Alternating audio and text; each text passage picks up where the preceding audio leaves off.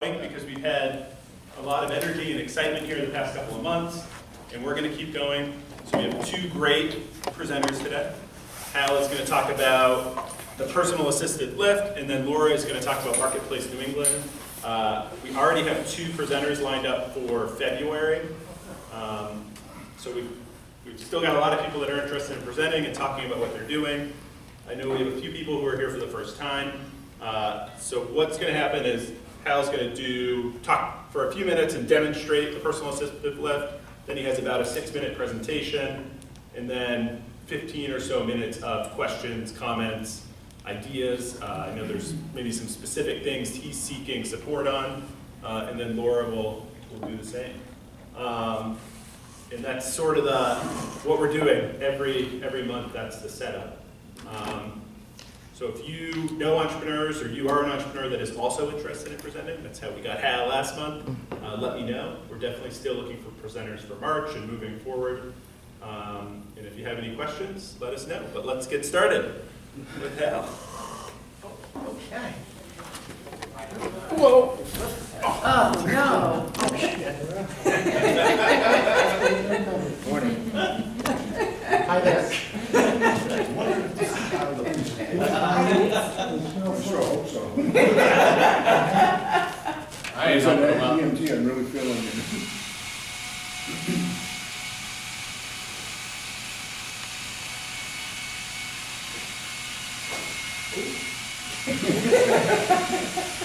Oh, this is getting good. You may have just opened up a whole new market. It's the vibration. I fall down a lot. As anyone that knows me will attest.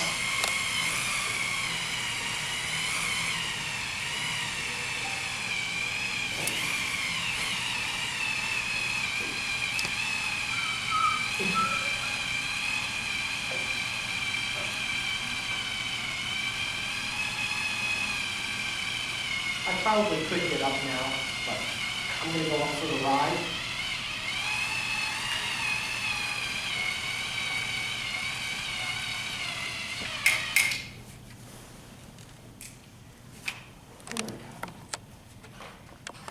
It's a personal assistive lift. And a picture's worth 1,000 words, and a short video is probably worth 10,000 words. But necessity is the mother of invention, and that's what drove to the development of this. My name is Hal Koch. I go by Hal, and this is my colleague and longtime partner, William Haskett. Hi, Bill. He goes by Bill. And just a little background. Bill and I are both retired. We are co-founders. I was president of Exicom Inc. Up on Airport Road, the long gray building that many of you know up on Airport Road. And Bill was our director of research and development. And we have a third partner who couldn't make it this morning, and that's Edward Huggins. And he was our director of operations. And the way that we always framed our relationship is, I found the opportunities, I ran the company, I did the marketing, the sales. Bill took those concepts and things, innovated them into reality, developed, and then Ed would clean it up. And so we started the company in May 13th, 1986, and it was a Friday the 13th. And then 30 years later, actually 28 years later, we were thinking about retirement, and after 2 years of planning, we turned the company into an ESOP, an employee stock ownership plan, an employee-owned company. And then, thinking that we'd stick around for a couple of years, make sure the kids are okay, turns out that somebody mentioned to me that, do you realize that May 13th, 2016 is also going to be a Friday the 13th. Talk about coincidence. So I shortened my plan up. There's no such thing as a business plan. There's no such thing as a life plan. You just kind of have to go with the flow. And I resigned, and that began the retirement phase. Bill shortly thereafter, and then Ed. And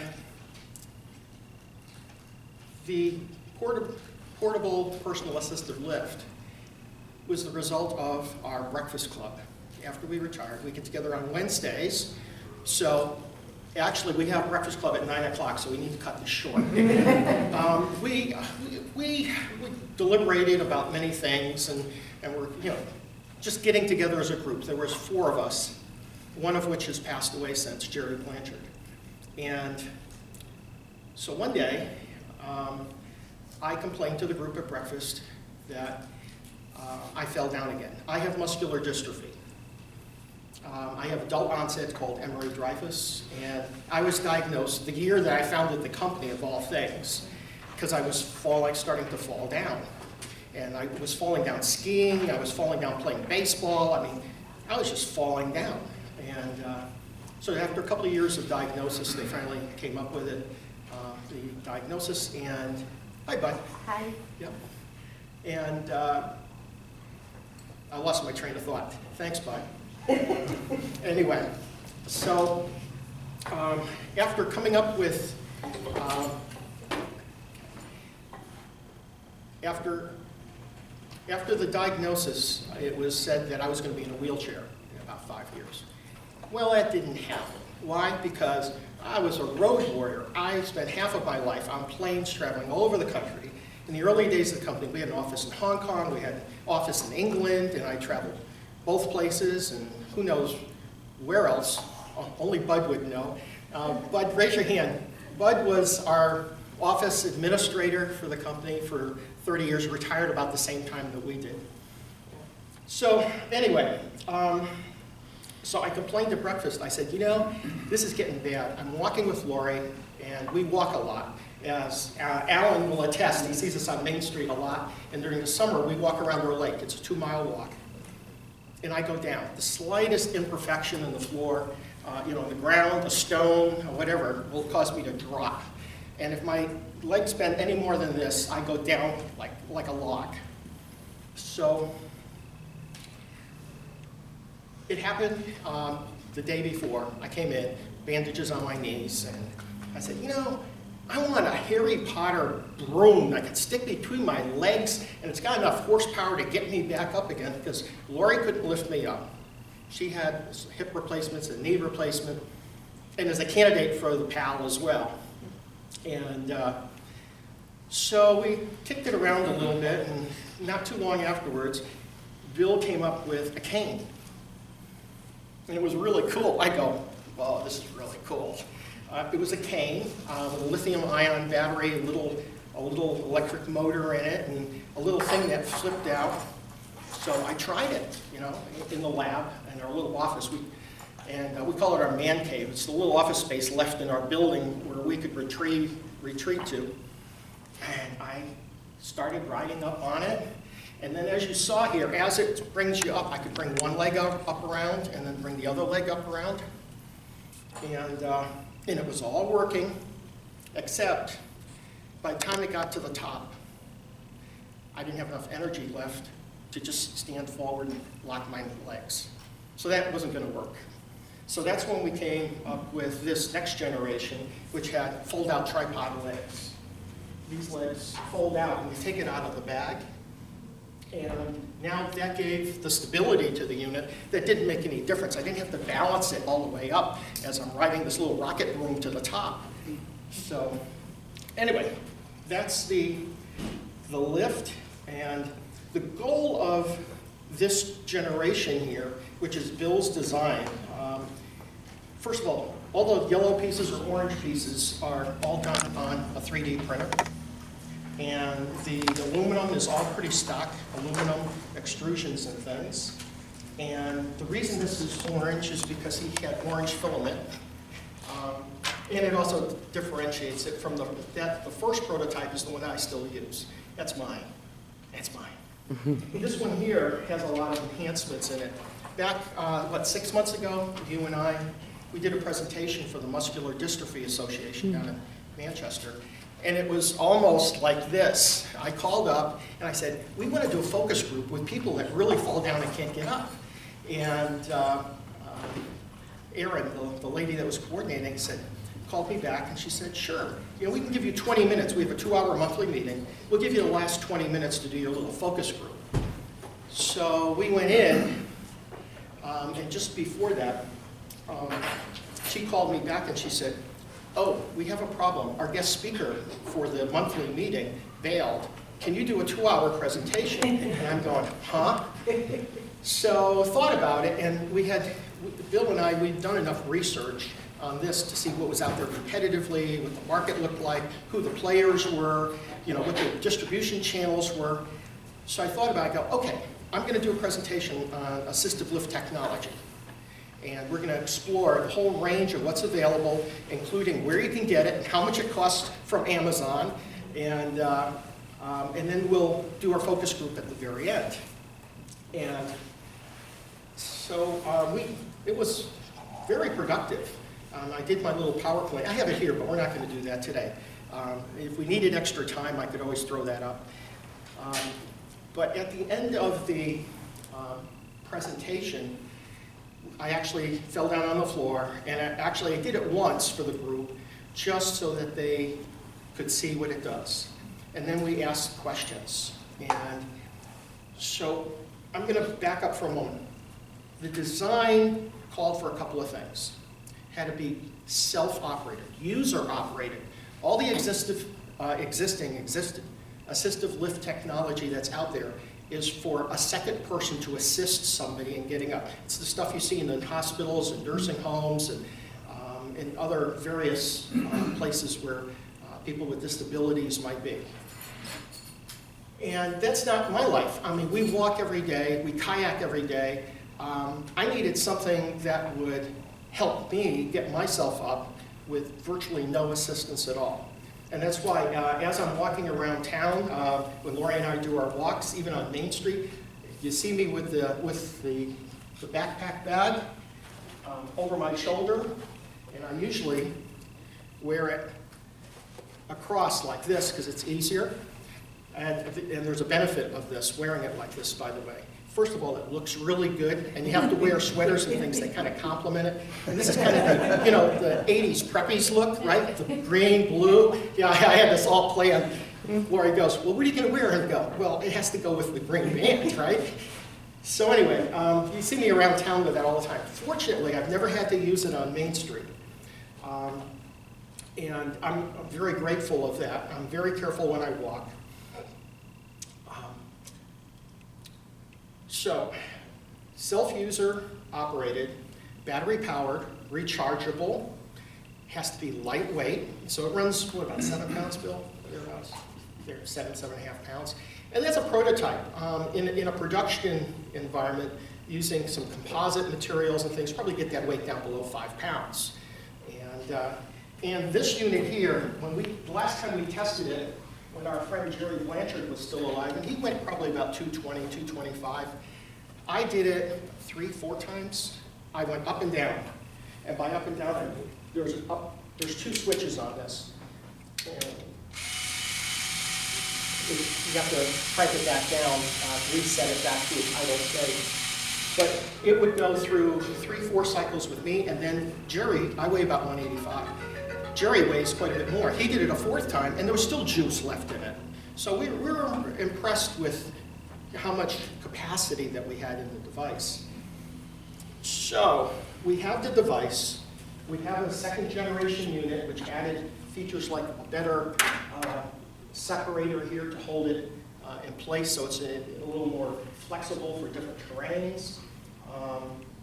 We put limit switches in so that it would actually sense the top and the bottom of the range shut off, where I had to carefully just feel when the motor started to grunt a little to know to turn it off on the prototype. But I'm very happy with my prototype. The other thing, that the first model was just a plastic part like this, which was functional. Once it got up below your pelvis there, it would lift you up, and Bill goes, it can't be very comfortable. So he came up with it, and it's magnetic. I'm going to put it up here for a second. So when you take this out of the bag, which is a very slim bag made by, what, a lady in Chichester? Yeah, she handmade the canvas bags. You rotate like this, you got a bicycle seat.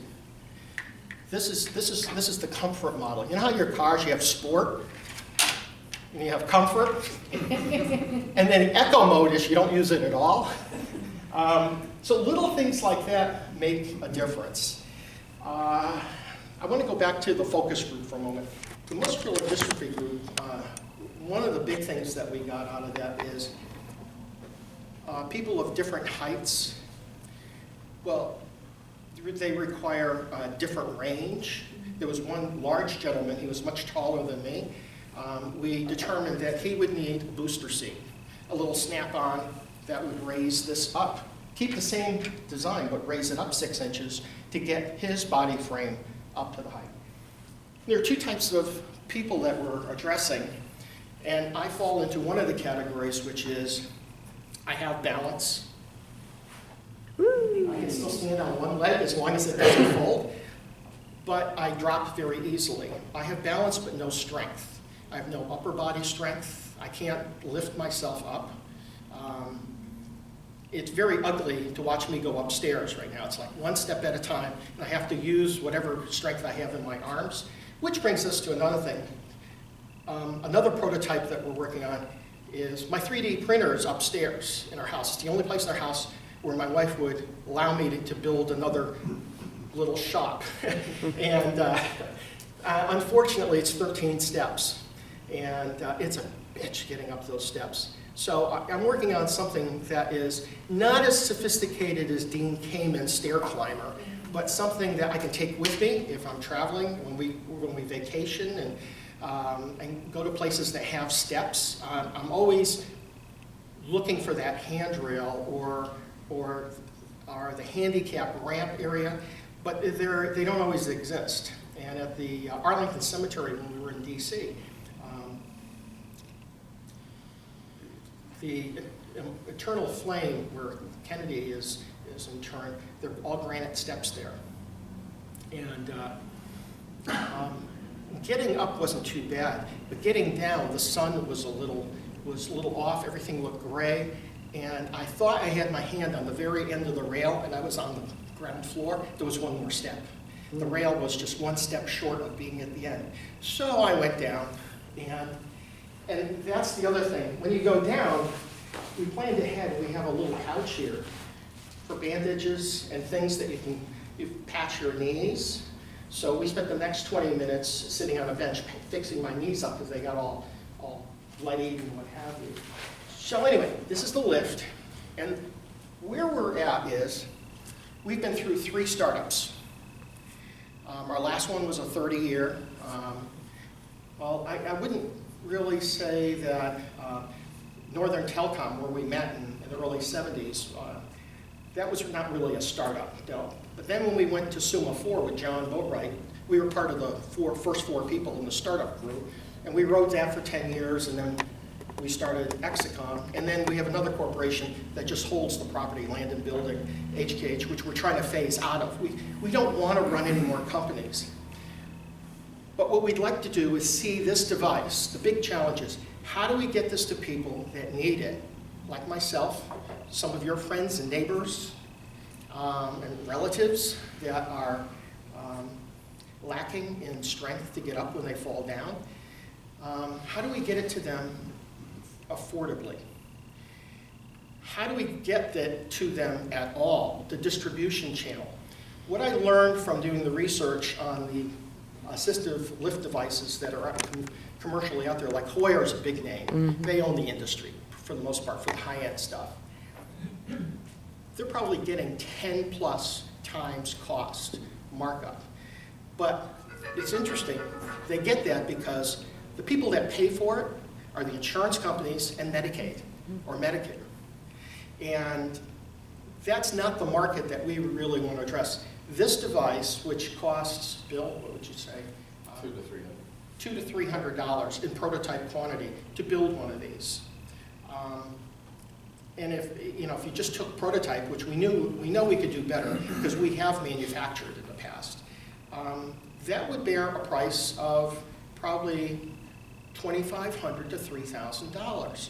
For somebody that's active, an outdoors person, if we market to the sports market, carry it on your back, you know, when you're hiking in the trails. One of the pictures, oh, what happened here to our PowerPoint? Timeout.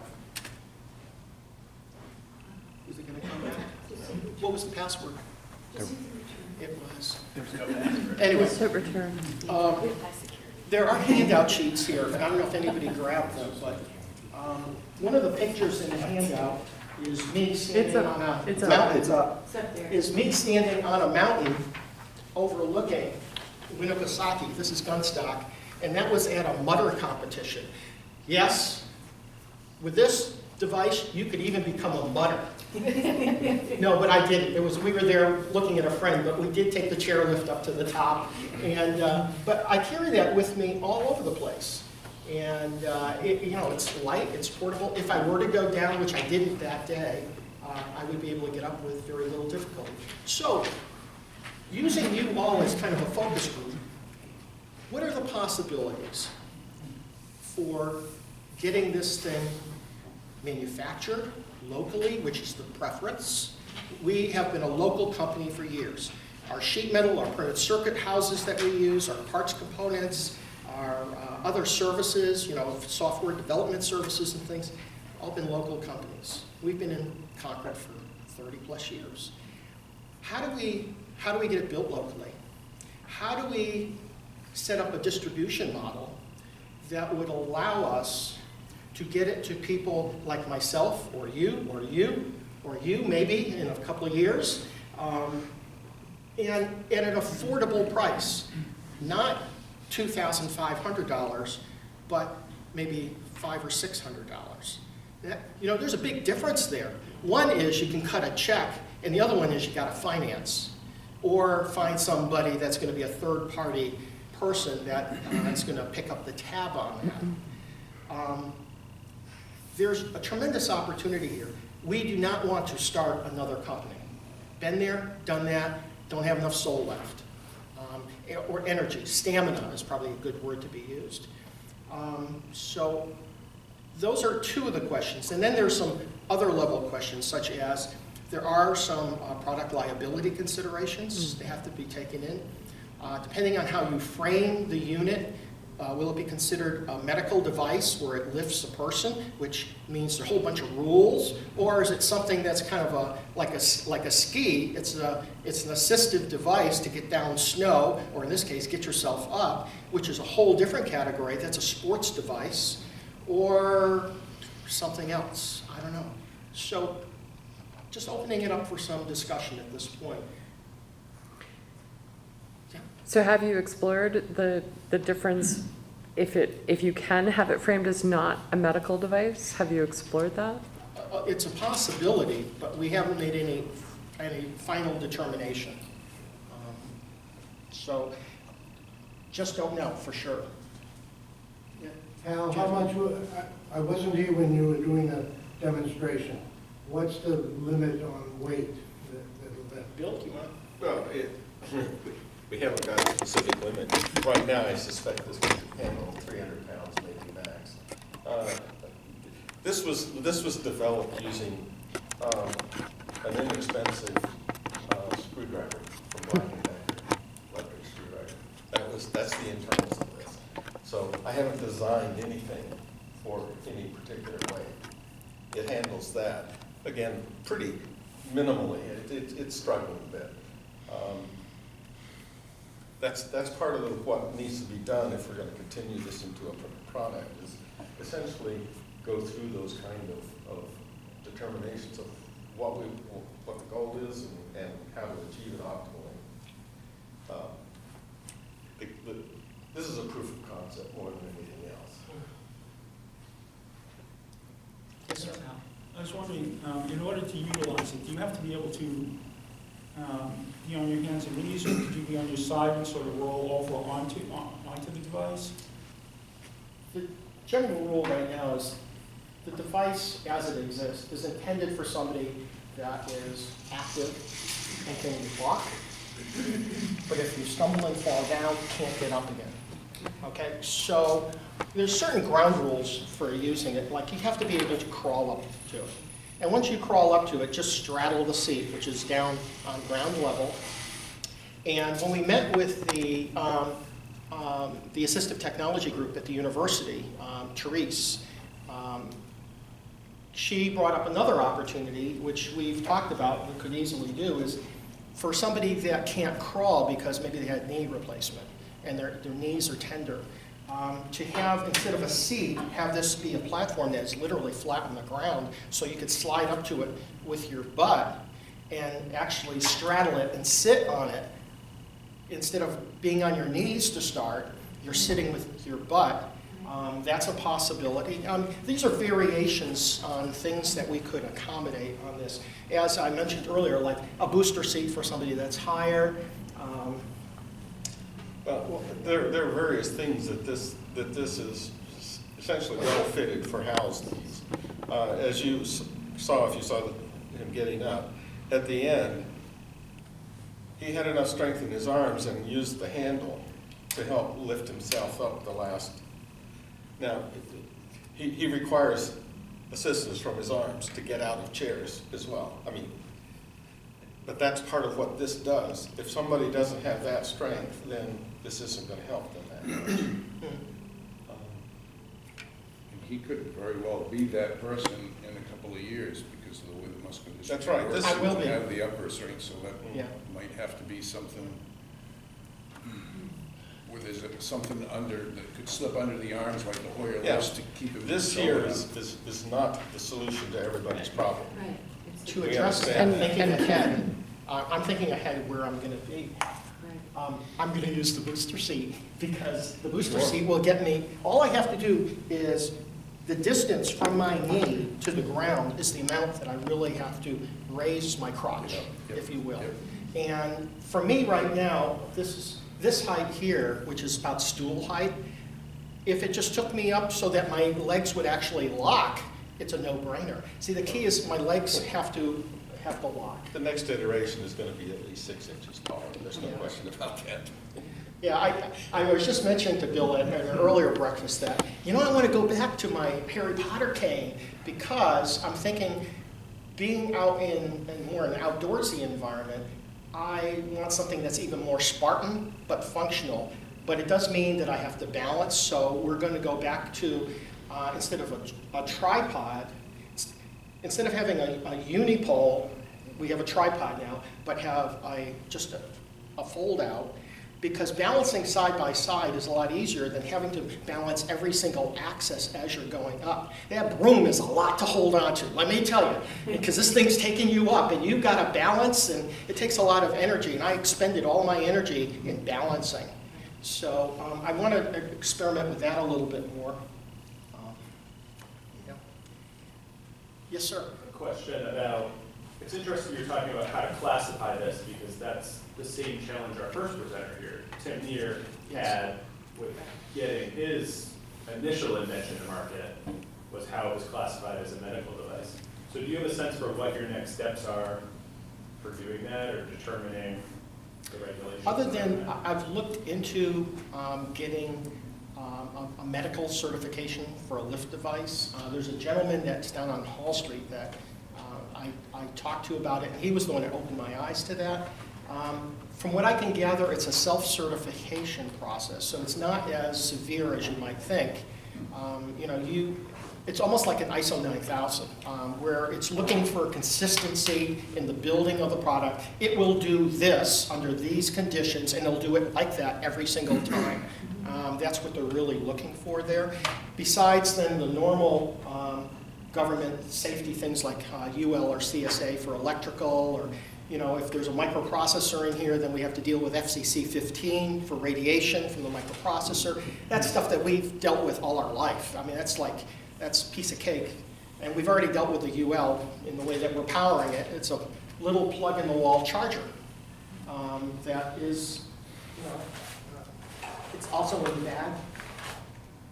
Because then later, the accessorizing this thing, we had a lot of fun with that. The little solar accessorizer, so if you're really stuck, You can recharge, via solar thing. This is just a little plug in the wall, UL approved, CSA approved, approved for every country in the world for electrical safety. And it's just a jack, just like you have on your smartphone. Jim? Is it patented? Yes, we did file a provisional patent, and our plan is to follow through within the next couple of months with a formal patent. But the provisional that we filed was pretty complete. We used a firm down in Manchester, and the lady that we were working with, she was wonderful. So yeah, this baby here is the one that we focused on for the patent with the enhanced features in it and things. That's part of the provisional patent. Are you looking? No more questions. No more questions. Go ahead. Are you looking for financial backers? Not really. I mean, the development, I'm not going to turn down money. But, I mean, we've been in business our whole lives. This is not about the money anymore. I mean, all of the costs here were borne by us. Patent expenses and things were borne by us. So we're not looking for any development expenses. What we're looking for is somebody to run with this. Somebody to run with this to meet the goals and objectives that we have for getting it to the market. Like, I have a vision. I could see this on Amazon. On Amazon for, $495, or something like that, or $595, or something below $600. And yeah, I think it'd be a hit. I mean, this is the perfect type of a device in the marketplace for somebody to start a company. If I were 10 years younger, this is like a no-brainer. I mean, you can start a whole company on this, and all the accessories and devices and different versions. And then there's, other assisted devices that help you get upstairs, for instance, that type of thing. Yes? I have and again, this is outside my You wheelhouse. or are you Lisa?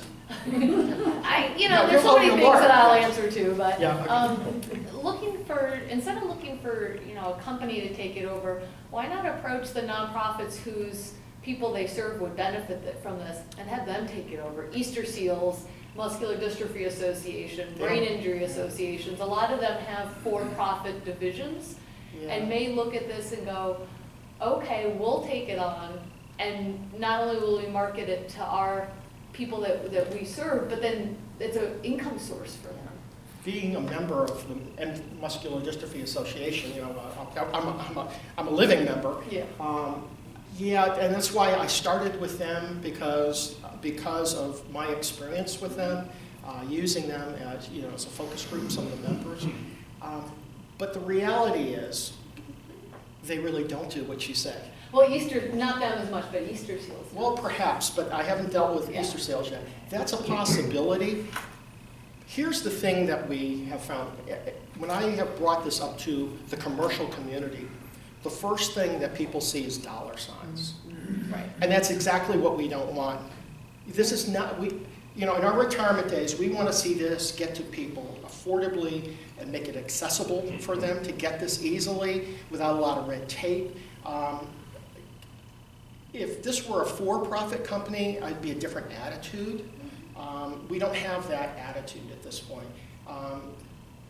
Making a manufacturing margin. We were a manufacturer for years. We built stuff, electronic communication, telecommunication, devices, equipment, and systems. So we know how to manufacture. Electromechanical, high-tech computer-based products. We know how to commercialize this, and you're going to need a degree of that, but the margin that a manufacturer makes is very reasonable. I mean, you are adding value